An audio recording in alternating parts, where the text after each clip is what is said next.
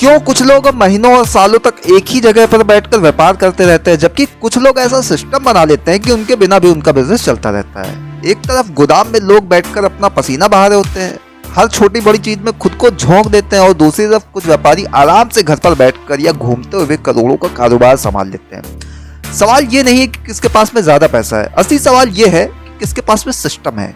यही विरोधाभास है आज के इस 5वें हिस्से की असली शुरुआत, क्योंकि अब बात होगी थोक व्यापार को खुद पर निर्भर बिजनेस से सिस्टम पर चलने वाला बिजनेस बनाने की। और यकीन मानिए, अगर आप इस हिस्से को दिल से समझ गए तो आपका पूरा व्यापारिक नजरिया बदल जाएगा। थोक व्यापार की शुरुआत में अक्सर हर व्यापारी खुद ही सब कुछ करता है। माल खरीदना, पैकिंग करना, सप्लायर से बात करना, रिटेलर को माल पहुंचाना, बिल बनाना, पेमेंट लेना, और इसी में उसका सारा दिन निकल जाता है। पर यही वजह होती है कि बहुत सारे व्यापारी आगे नहीं बढ़ पाते, क्योंकि बिजनेस बढ़ाने के लिए जरूरी होता है सिस्टम, ना कि व्यक्ति पर निर्भरता। जब तक आप खुद काम करेंगे बिजनेस आपकी हदों में रहेगा, लेकिन जब आपका सिस्टम काम करेगा तो बिजनेस आपकी सोच से भी आगे बढ़ेगा। अब सवाल आता है, सिस्टम कैसे बनता है? इसका पहला कदम होता है डेली ऑपरेशन का ऑटोमेशन, यानी जो काम आप रोज बार बार करते हैं उसे एक ठोस प्रक्रिया में बदलना। जैसे माल आने की जांच, स्टॉक का रिकॉर्ड, पैकिंग और डिलीवरी की ट्रैकिंग। ये सभी चीजें अगर तय तरीके से हो तो हर बार आपको मौजूद रहने की जरूरत नहीं पड़ेगी। मान लीजिए आपके पास में एक गोदाम है जहां हर दिन 100 से ज्यादा पैकेट आते हैं। अगर हर बार आप ही गिनती करेंगे तो आपका समय इसी में निकल जाएगा। लेकिन अगर आपने एक सिस्टम बना दिया कि पैकिंग इनवर्ड और आउटवर्ड का रिकॉर्ड एक ऐप में दर्ज हो, हर डिलीवरी पर एक ऑटोमेटिक मैसेज आएगा और हर भुगतान की स्थिति स्क्रीन पर दिखेगी, तो आप चाहे कहीं भी हो सब कुछ एक क्लिक में देख सकते हैं। अगर आपका रोज का 3 घंटे का समय इस सिस्टम से बच जाए तो आप उस समय में क्या कर सकते हैं, नीचे कमेंट में जरूर लिखिए, क्योंकि यही सोच आपका बिजनेस कल कहां पहुंचेगा तय करेगी। बहुत सारे व्यापारी यही गलती करते हैं कि वो अपनी टीम को बस काम दे देते हैं, लेकिन सिस्टम का ज्ञान नहीं देते, और फिर वो खुद जब नहीं होते हैं तो काम बिखर जाता है। जबकि समझदार व्यापारी ऐसा सिस्टम बनाते हैं कि जिसमें हर व्यक्ति की भूमिका साफ होती है। कौन माल लेगा, कौन पैक करेगा, कौन सप्लायर से डील करेगा, कौन ग्राहक से। अगर टीम को ये ढांचा समझ में आ गया तो फिर मालिक को हर छोटी बात में दखल देने की जरूरत नहीं पड़ेगी। अब सोचिए, अगर आपकी टीम आपके बिना भी काम को उसी तरह संभाल सके जैसे आप करते हैं, तो क्या आपका बिजनेस कई गुना बढ़ेगा नहीं? यही फर्क होता है छोटे और बड़े व्यापारी में। छोटा व्यापारी माल का मालिक होता है, बड़ा व्यापारी सिस्टम का मालिक होता है। थोक व्यापार अब पुरानी मंडियों तक सीमित नहीं है। आजकल बहुत सारे बड़े बड़े व्यापारी अपने बिजनेस को मोबाइल और कंप्यूटर से ही संभालते हैं। स्टॉक मैनेजमेंट से लेकर पेमेंट, बिलिंग, डिलीवरी, सब कुछ अब डिजिटल हो चुका है। अगर आपने समय रहते टेक्नोलॉजी को अपने बिजनेस में जगह दे दी तो आप भी वही फायदा उठा सकते हैं जो आजकल बड़े बड़े डिस्ट्रीब्यूटर उठा रहे हैं। मान लीजिए आपने एक डिजिटल सॉफ्टवेयर लगवाया जिसमें स्टॉक का हर इन आउट दर्ज होता है। जैसे ही कोई प्रोडक्ट कम होता है आपका सिस्टम अलर्ट दे देता है। पेमेंट के लिए रिमाइंडर ऑटोमेटिक जाता है। इससे न सिर्फ आपका समय बचता है बल्कि गलती की गुंजाइश भी खत्म हो जाती है। यही वो चीज है जो एक साधारण थोक व्यापारी को स्मार्ट बिजनेसमैन बनाती है। आपने देखा होगा कई व्यापारी अपने शहर में तो अच्छा व्यापार करते हैं, लेकिन जैसे ही किसी दूसरे शहर में जाने की बारी आती है सब कुछ गड़बड़ हो जाता है। ऐसा इसलिए होता है क्योंकि उनका सिस्टम उनके साथ बंधा होता है, बिजनेस से नहीं। लेकिन जिनका सिस्टम मजबूत होता है वो कहीं से भी अपना विस्तार कर देते हैं।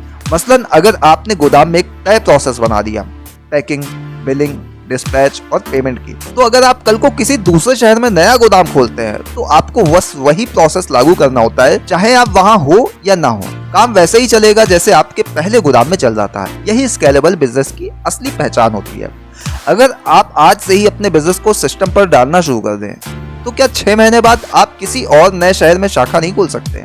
यही फर्क सोच में होता है। थोक व्यापार में ग्राहक सिर्फ रिटेलर या डिस्ट्रीब्यूटर नहीं होता है, बल्कि वो रीढ़ होता है। अगर आपके पास में 100 भरोसेमंद ग्राहक हैं और आप हर महीने स्थिर व्यापार करते हैं, लेकिन अगर आपने ग्राहकों का डेटा और उनसे जुड़ी डील्स को सही तरीके से रिकॉर्ड नहीं किया तो आप हर महीने मेहनत को दोहराते रहेंगे। समझदार व्यापारी ग्राहक मैनेजमेंट को एक सिस्टम में डालते हैं।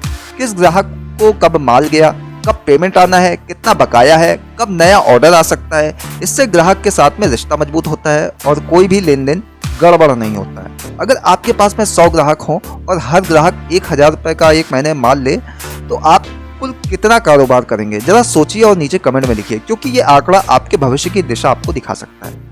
बड़े थोक व्यापारी हर छोटी बड़ी चीज खुद नहीं देखते, लेकिन उनके पास में हर एक चीज की रिपोर्ट होती है।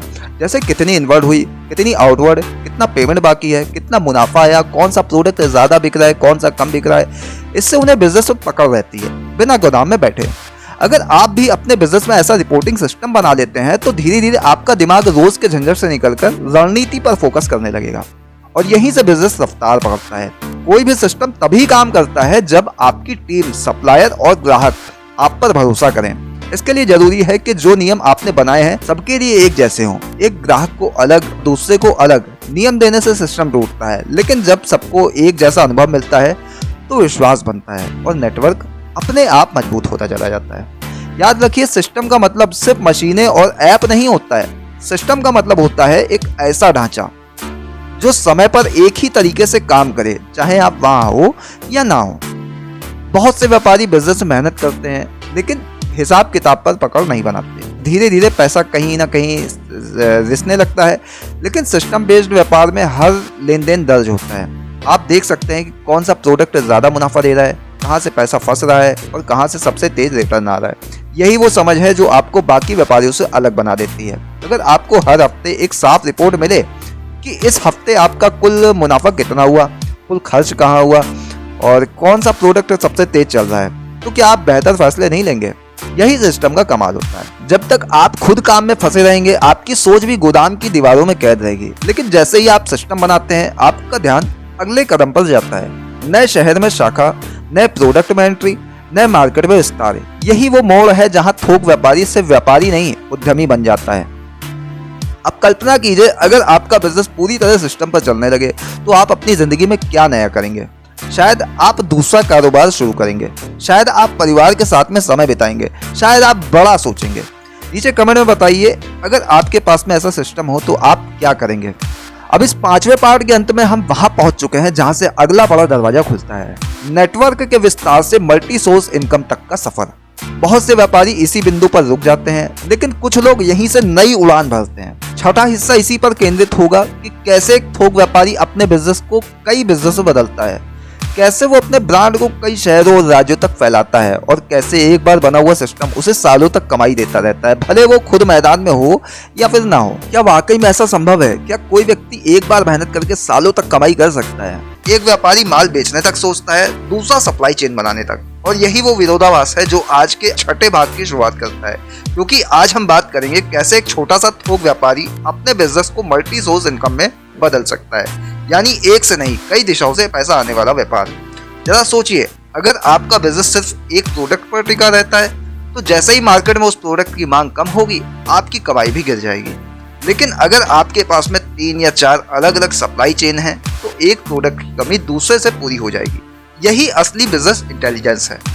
अब सवाल ये उठता है, क्या एक ही व्यापारी कई बिजनेस चला सकता है? जवाब है हाँ, अगर उसका पहला बिजनेस सिस्टम पर चलता हो। आपने पिछले हिस्से में सीखा था सिस्टम कैसे काम करता है, और अब उसी सिस्टम को आधार बनाकर व्यापारी अपने कारोबार का विस्तार करता है। मान लीजिए आपने किराना थोक व्यापार शुरू किया। अब आपके पास पे रिटेलर्स का अच्छा नेटवर्क है, सप्लायर्स भी भरोसेमंद है और टीम काम संभालना सीख चुकी है। अब आप चाहे तो उसी नेटवर्क के जरिए FMCG का एक और प्रोडक्ट जोड़ सकते हैं, साबुन, चाय, मसाले या फिर डिस्पोजेबल आइटम।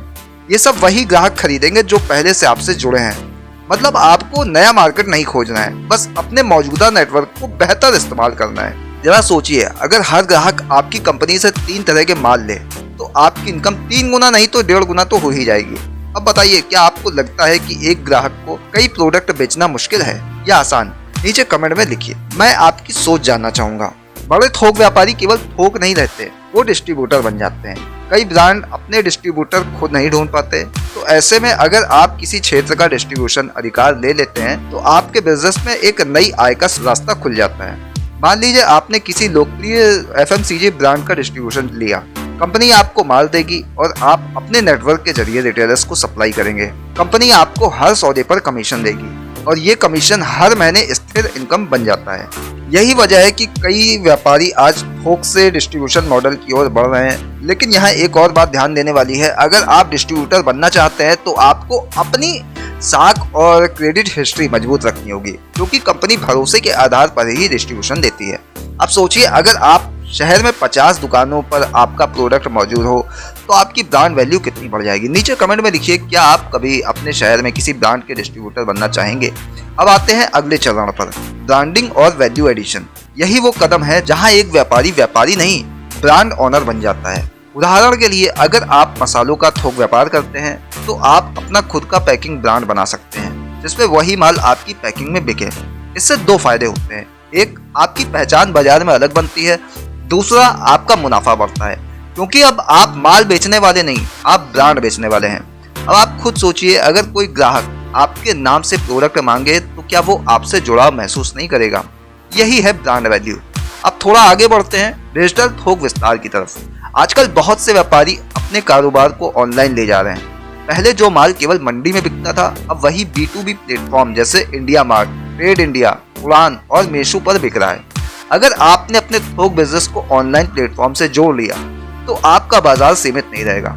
आप सिर्फ अपने शहर तक नहीं, देश के हर कोने में माल बेच सकते हैं। और यही वो कदम है जो आपको लोकल बिजनेस से नेशनल बिजनेस की तरफ ले जाता है। मान लीजिए आप पटना में बैठे हैं लेकिन दिल्ली, लखनऊ, भोपाल और जयपुर के रिटेलर्स को ऑनलाइन माल सप्लाई कर रहे हैं, तो आपका बिजनेस कितना बड़ा हो सकता है। यही आधुनिक थोक व्यापारी की असली ताकत है। क्या आपने कभी अपने प्रोडक्ट को किसी B2B प्लेटफॉर्म पर लिस्ट किया है? अगर नहीं तो नीचे कमेंट में लिखिए, अभी शुरू करूंगा, क्योंकि अब जमाना डिजिटल हो गया है।